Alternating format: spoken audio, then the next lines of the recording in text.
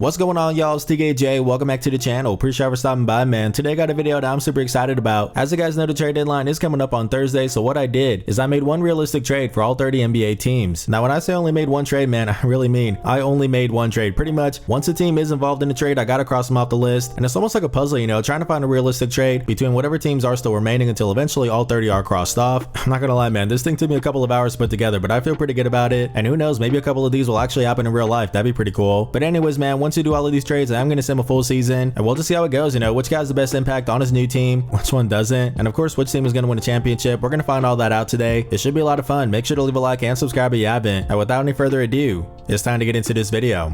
Let's get it. Alrighty, man, so let's get started with a bang here. I'm going to pull off a 3-team deal between the Los Angeles Lakers, the Atlanta Hawks, and the Miami Heat. For the Lakers, they're pretty much going to send D'Angelo Russell, Jalen Hood-Schifino, and a first-round pick in 2029, which isn't in 2K just yet. That's why I got the 2028 one. I just wanted to point that out. But yeah, man, they're going to send that to the Atlanta Hawks for DeJounte Murray and Garrison Matthews. And there have been some reports that one of the things holding back this trade is that the Hawks don't really want D'Angelo Russell, so that's why they're going to send him off to the Miami Heat for Duncan Robinson and 2 second-round picks. Let's get into why this trade makes sense for all 3 teams, man. For the Lakers, DeJounte Murray would be an upgrade in the backcourt, which is what they need. He fits what they got going on defensively, and he also could be their third scoring option. You know, he's averaging 22 points a game this season, and he's shooting 37% from deep, which is good. He'd be a really nice pickup. And then for the Hawks, man, it's time to hit the reset button. You're gonna get a young player in Jalen Hood-Schifino. I know he's not playing very well this season, man, but still, he's only 20 years old. He does have some potential. And then you're also gonna get a first round pick and 2 second rounders. That's pretty good. I think they'll take that. And then for Miami, man, even after trading for Terry Rozier, they still need some offense. They need some shot creators. I think D'Angelo Russell will be a nice spark plug off the bench. And even though they don't want to get rid of Duncan Robinson, I feel like they should here because he's more of a spot up shooter. D'Angelo Russell is able to create for himself, so I do think it is an upgrade, and it's only going to cost them 2 second round picks. I feel good about this trade, man. Let's go to make this thing happen. And there it is, done deal. Alrighty, now we got our second trade of the video where the Dallas Mavericks are going to send Josh Green, Richaun Holmes, Maxi Kleber, a 2027 first round pick and a 2025 second round pick to the Washington Wizards for Kyle Kuzma and DeLon Wright. Obviously the Mavs are trying to win right now. I feel like Kyle Kuzma could easily be your third scoring option, and DeLon Wright could also provide some guard depth. You know, Kyrie Irving has missed a lot of time this season. With this trade, you're going to get a nice veteran guard, you know, 31 years old, still pretty good defensively, and he's also shooting 38% from deep. That's not too bad. And then for the Wizards, man, they've hit the reset button. They're looking for young players, draft capital. With this trade, you're going to get Josh Green, 23 years old. That's really good. And you're also going to get a first round pick and a second rounder, man. That's not too bad. I feel like it's a win-win, so let's not waste any more time. Let's make this thing happen. Now we got our third trade here where the Milwaukee Bucks are going to send Pat Connaughton and a second round pick in 2024 to the Charlotte Hornets for Cody Martin. For the Bucks, man, they need some more defense, you know, especially after trading away Drew Holiday. And while he's not the best, Cody Martin is a pretty cheap upgrade. I think they would be happy with them. And if you're the Hornets, man, you're still a young rebuilding team. Why not bring in Pat Connaughton, a veteran with championship experience? I think this team really needs some leadership, so that would help. And you're also getting a second round pick. That's not too bad. I feel pretty good about it, man. Let's make that trade happen. Next up, we got trade number 4 where the OKC Thunder are going to send Davis Bertans and a first round pick in 2024, which did belong to the Clippers, and they're going to send that to the Toronto Raptors for Jakob Poeltl. For OKC, they really need some size, some rebounding off the bench. Jakob Poeltl definitely can provide that. And I mean, all they got to give up is Davis Bertans, is not really in the rotation, and a first round pick, which as you guys know, I got a lot of those. And then for the Raptors, man, they've hit the reset button. They need some draft capital. You're going to get Davis Bertans on an expiring deal and also a first round pick that's pretty decent. It's a pretty straightforward trade, man, but I feel like it's a win-win. Let's go to make it happen. Now we got trade number 5, and once again, it is a 3-team deal. In this deal, the Sacramento Kings are going to send Harrison Barnes, Trey Lyles, a 2026 first round pick and a 2025 second round pick to the Portland Trailblazers for Jeremy Grant, and they're going to flip Harrison Barnes to the Cleveland Cavaliers for Caris LeVert. For the Kings, I feel like Jeremy Grant would be a really nice pickup. You know, they need a better wing player. He'd be a great fit in the front court with Domantas Sabonis. He's a versatile defender. He can space the floor on offense, shooting 40% from deep this season. I like that fit a lot. And then for the Blazers, they've hit the reset button. They're going to get a first round pick and a second rounder, and you're also going to get Trey Lyles and Caris LeVert, who will both be on expiring deals next season. You could definitely flip them for some more draft capital. And then for the Cavs, man, they don't really need Caris LeVert. You know, they got enough scoring in their backcourt. Donovan Mitchell, Darius Garland. I think what they really need is a 2-way wing player. I think Harrison Barnes can be that guy. You know, he's still a pretty good defender, and he's shooting 40% from deep this season, which we'll take. I think it's a good deal, man. Let's go to make this thing happen. Now we got trade number 6 where the San Antonio Spurs are going to send Cedi Osman and a second round pick in 2024 to the Detroit Pistons for Killian Hayes. I saw a report today that Killian Hayes wants to get traded away, which is very interesting because obviously he doesn't have a ton of leverage. With that being said, though, if I'm the Spurs, I'm looking for a young point guard who can pass it. Why not take a chance on Killian Hayes? You know, 22 years old. He's another French player just like Victor Wembanyama. That's cool. And it's only going to cost me Cedi Osman and a second round pick. That sounds pretty good to me. Let's make that happen. Now we got trade number 7 where the Minnesota Timberwolves are going to send Jordan McLaughlin and a second round pick in 2025 to the Los Angeles Clippers for Bones Highland. You know, there's been some reports that the Clippers want to move on from Bones Highland. Why not get a second round pick, which if you're the Clippers, who don't have a lot of first rounders, these second rounders are pretty much the only way you can upgrade your team, so they are valuable. And if you're a Minnesota man, you need some more scoring off the bench from your backcourt. Why not trade for Bones Allen, who by the way they almost got last season from the Nuggets before they sent him to the Clippers. Now you're gonna get him for the low, so that's good. Again, man, it's not a very big trade, but I feel like it is a good one. Let's make it happen. Now we are trade number 8, where the New Orleans Pelicans are gonna send Larry Nance Jr., Najee Marshall, a first round pick in 2024, which did belong to the Lakers, and then also a second round pick in 2024 to the Atlanta Magic for Wendell Carter Jr. and Caleb Houston. If you're the Pelicans man, Jonas Valanciunas is getting older. You know, he's 31 years old on an expiring contract. You got to start to think about his replacement, and that could be Wendell Carter Jr. man. He's 24 years old, so he fits the timeline, and he can space the floor, 41% shooting from deep this season. You know, that's important if he's going to play with Zion. I think it would be a good fit. And then for the Magic man, they started off really hot, but they have cooled off since then, which is totally fine. They don't need to speed up the timeline, and they also don't really need Wendell Carter Jr. I mean, Mo Wagner and Goga Badatsi have been playing really well this season. With this trade, you're going to get a veteran big man in Larry Nance Jr., which is nice because it is a young team. You're also going to get Najee Marshall, who could provide some three-point shooting, which they definitely do need. And then you're also getting a first round pick and a second rounder, man. I think that's a good return. I feel pretty good about it, man. Let's go to make that trade happen. Now we got trade number 9, where the Phoenix Suns are going to send Jordan Goodwin and a second round pick in 2024 to the Utah Jazz for Chris Dunn. Obviously the Suns have their big three, you know, Kevin Durant, Devin Booker, Bradley Beal, but they really need some more depth outside of that. I think Chris Dunn would be a nice upgrade at the backup point guard spot. He's a really good defender and he's shooting the ball well this season, 43% from deep. Even though it's on a small sample size, we'll take that. And if you're the Jazz, you're going to get a younger guard in Jordan Goodwin, 25 years old, and you're also going to get a second round pick. That's not too bad. It's not a big trade, but let's go to make that happen. Now we got trade number 10, where the Philadelphia 76ers are going to send Marcus Morris Sr., a 2028 first round pick, which did belong to the Clippers, and then also 2 second rounders in 2024 to the Brooklyn Nets for Dorian Finney-Smith. I know there have been some reports that the Brooklyn Nets have turned down like 2 first round picks for Dorian Finney-Smith and even 5 first round picks for Mikal Bridges, man. I'm calling cap on it, honestly. When you hear stuff like that, you got to keep in mind they don't specify what type of picks they are, you know, protections, what they turn into if they don't convey, stuff like that. I'm just saying, man, even though I do like DFS, I don't think anybody's giving up 2 unprotected first round picks for them. Honestly, I think this is going to be as good as it gets, man. A first round pick and 2 second rounders. That's not a bad return for a Nets team that should be looking for draft capital. And then for the 76ers, I feel like DFS will be a really nice addition. You know, he's really versatile on defense. He can space the floor on offense, shooting 38% from deep this season. I know Joel Embiid is probably going to be out for the rest of the season, so if you do think they should stay put, I wouldn't be mad at you. With that being said though, Marcus Morris Sr. is on an expiring deal, so it's kind of like a use it or lose it type of thing. They definitely shouldn't let it go to waste. I think it's a good trade, man. Let's go to make this thing happen. And there we go. That's a done deal. Alrighty, let's keep it moving with trade number 11, as the New York Knicks are going to send Evan Fournier, Quentin Grimes, and a top 10 protected first round pick in 2024, which did belong to the Mavericks, and they're going to send that to the Indiana Pacers for Buddy Hield. Obviously the Knicks are playing really good basketball ever since they got OG Anunoby, but with that being said, they do need some scoring off the bench after losing Emmanuel quickly, and Buddy Hield can provide that, man. He's averaging 12 points a game this season, shooting 38% from deep. I think he'd be a really good fit. And if you're the Pacers, man, you need some more defense and you need some draft capital because you gave up 3 first round picks to get Pascal Siakam. With this trade, you're going to get both of them, man. You're going to get Quentin Grimes, who is 23 years old, a good defender, and I think he would be expendable if the Knicks did get Buddy Hield. They would just have way too many like shooting guards / small forwards. You know, OG Anunoby, Josh Hart, Buddy Hield. I think Quentin Grimes will be the odd man out. But yeah, they're also going to get a first round pick, man. I think it's a good trade. Let's go to make that happen. Up next, we got trade number 12, where the Denver Nuggets are going to send Zeke Naji, Vlatko Konchar, and a second round pick in 2024 to the Houston Rockets for Jae'Sean Tate. I think Jae'Sean Tate is the odd man out in Houston. I mean, they got so many wing players, bro. Dylan Brooks, Jabbar Smith Jr., Tari Eason, Cam Whitmore, Jeff Green. They got so many guys, bro. With this trade, you're going to get a young center in Zeke Naji, 23 years old, and you're also going to get a second round pick. That's not too bad. And then for the Denver Nuggets, man, obviously they are a really good team, but I feel like they never really replaced the role of Bruce Brown. You know, just a really tough, gritty defender. Obviously he's not on the same level, but I feel like Jae'Sean Tate is a cheap option to fill that role. You know, he's 6'4", the same size as Bruce Brown, and he also defends above his height. He's really not a bad budget option. Let's go to make this trade happen, man. And there we go. We got 2 more trades left to go, man. This one is number 13. To be honest with you, it's a pretty boring one. The Boston Celtics are going to send a second round pick in 2024 to the Memphis Grizzlies for John Konchar. You know, Boston needs some more depth. I feel like John Konchar is a pretty cheap, low risk option. He's a good defender, and even though he's not shooting the ball too well this season, he has in the past, so who knows, he might turn it around. And if you're Memphis, man, this season already is over. You might as well just get some more draft capital, so a second round pick isn't too bad. It's a small trade, but let's go to make it happen. Alrighty, man, now we got our 14th and final trade, and it's going to include my Golden State Warriors. In this deal, they're going to send Chris Paul, Moses Moody, a 2026 first round pick, and 2 second rounders in 2026 and 28 to the Chicago Bulls for Nikola Vucevic and Alex Caruso. I think the Warriors need a few things. The first one is a bigger center. With this trade, they're going to get Nikola Vucevic, who's averaging 17 points per game and 11 rebounds. And I will admit, he's not shooting the ball too well from deep this season, 27%, but he's still capable. A lot more than Kevon Looney, that's for sure. They also need some more defense, man. They're going to get Alex Caruso, who's obviously a really good defender, and he's shooting 41% from deep this season. We'll take that. And for the Bulls, man, it's definitely time to hit the reset button. In this deal, they're going to get Chris Paul, who pretty much is on an expiring contract, you know, because next year's money isn't guaranteed. They're also going to get a nice young player in Moses Moody. He's 21 years old, and he could benefit from a bigger role somewhere else, which you will get with the Bulls. And then you're also going to get a first round pick and 2 second rounders, man. That sounds pretty good to me. Let's make that happen, and that is going to do it. That's one realistic trade for all 30 NBA teams. Again, man, this thing was not perfect, but I feel pretty good about it. Let's not waste any more time. Let's sim the rest of the season and just see how it goes. Which players are going to thrive in a new system, which ones aren't, and most importantly, who's going to win a championship. Let's get the simming and find out. Alrighty, man, the regular season is in the books. Nikola Jokic got MVP. Let's take a look at the rest of this here. Is there anything from someone who got traded? No, there isn't. What about the All-NBA teams though? Same thing here. Anybody who got traded? Let's go ahead and find out. And there it is, Alex Caruso, all defensive second team. That's pretty cool to see. Is that going to be it though? Yes, it is. Let's take a look at the standings now in the Western Conference. It's the OKC Thunder with the #1 seed. Let's see what Jakob Poeltl did. Okay, so I think the best way to do this is to take a look at their stats after the All-Star game. And Jakob Poeltl looked really good, man. 10 points and 8 rebounds. That's not too bad coming off the bench. We also got the Denver Nuggets as a #3 seed. And they got Jae'Sean Tate. Let's see what he did. I think he looked pretty decent. 7 points a game, 3 rebounds, 1 assist, and 1 steal. And how did he shoot? Let's see. 32% from deep. That's not a big surprise. Either way, I think it was a solid pickup. Anyways, they also got the Los Angeles Lakers, who apparently are not in the play-in. They're the #6 seed. And these are pretty decent stats for DeJounte Murray. 17 points, 4 rebounds, 4 assists, and 2 steals. Let's see. What did he shoot from deep? 34%. That's a little bit tough. But hey, at least the team is playing well. And taking a look at the playing teams, we do got my Golden State Warriors. How did Nikola Vucevic shoot, man? That's what I want to know. Let's see. He averaged 16 points, 11 rebounds, 3 assists, 1 steal, 1 block. And how'd he shoot, man? He shot 28% from deep. That's tough. At least they're in the play-in, I guess. Anyways, now we got the Eastern Conference, where the Milwaukee Bucks are the #1 seed. I did start Cody Martin just to get some more defense, so I want to see what he did. Okay, so he only averaged 7 points a game, but he did average 2 steals. That's really good. And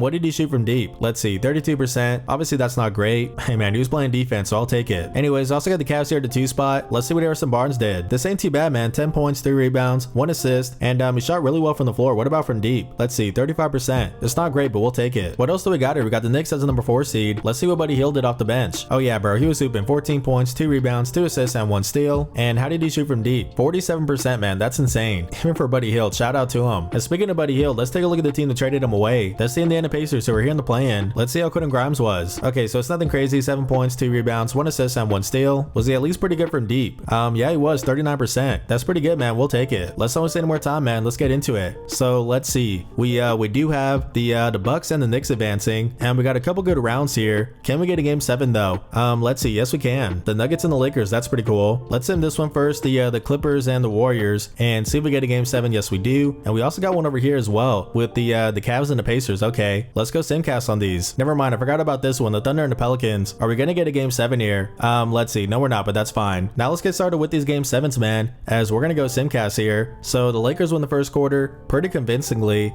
If it is close, then we will jump into it, by the way. But it looks like the Lakers are going to run away with this. Yeah, they are. Wow, okay. Beating the Denver Nuggets. That's interesting. Next up, we got the Cavs and the Pacers, man. Let's go simcast. And same thing. If it is close, then we will jump into it. But anyways, the Cavs win the first quarter. They win the second. It's not looking too close. Never mind. The Pacers have made a comeback, bro. I think we got a game that we are going to jump into. Never mind. The Cavs came back and they are going to win it. Wow, that was a pretty crazy game. I'm still looking for that one we can jump into, man. Maybe it's going to be my Golden State Warriors going up against the Clippers. Let's get into it. So let's see. The Warriors win the first quarter. They win the second. It's not too close, man. Yeah, it is. Never mind. As the Clippers do make a run in that third quarter, and they're actually starting to pull away, man. As the Clippers got a 6-point lead with 2 minutes left. I think I want to sim it just a little bit more. 6-point lead. Come on, man. Get a bucket. Nah, they're going to lose this thing. Yeah, that's pretty tough. Okay. If it was one possession, I would have jumped into it. I mean, bro, just take a look at that fourth quarter. 50 points by the Clippers. That's insane. Shout out to them. Anyways, now we got the second round. We're going to do the same thing. Let's go simcast here. And if we get a close series, then we'll jump into it. But it's not looking like it, bro. Are these all going to be blowouts? It's looking like it is. Wow. That was pretty anticlimactic. Now we got our conference finals matchups. In the East, it is going to be the Knicks and the Heat. And in the West, we got the Clippers and the Mavericks. Let's not waste any more time. Let's get this simming. Are we going to get a game 7? It looks like we might in the Western Conference. The Clippers are up 3-2 here. Can we get a game 7? Yes, we can. There we go. Let's go simcast. Please give me a game that I can jump into. But anyways, the Clippers won the first quarter.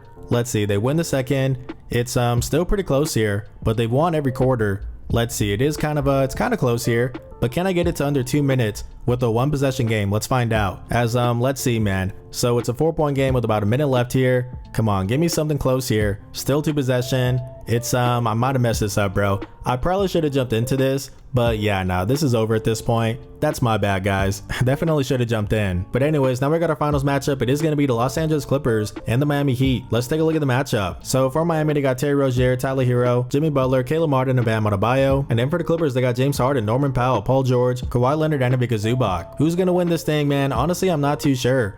For some reason, I'm going with the Miami Heat here, as they're up 2-0 now. 3-0. Is it really going to be that easy? Okay, 3-1. Let's see, 4-1, man, just like that. It's the Miami Heat winning a championship, and Jimmy Butler got Finals MVP. He averaged 18 points, 6 rebounds, 6 assists, and 2 steals. Bro shot 46% from deep. Shout out to him. Hey, man, I don't want to brag, but D'Angelo Russell looked pretty good in the playoffs. He averaged 12 points, 2 rebounds, 4 assists, and 1 steal, and he even shot 40% from deep, man. Shout out to him. Anyways, that's going to do it for me. If you guys did enjoy this video, make sure to leave a like and subscribe. This has been TKJ. Blessings.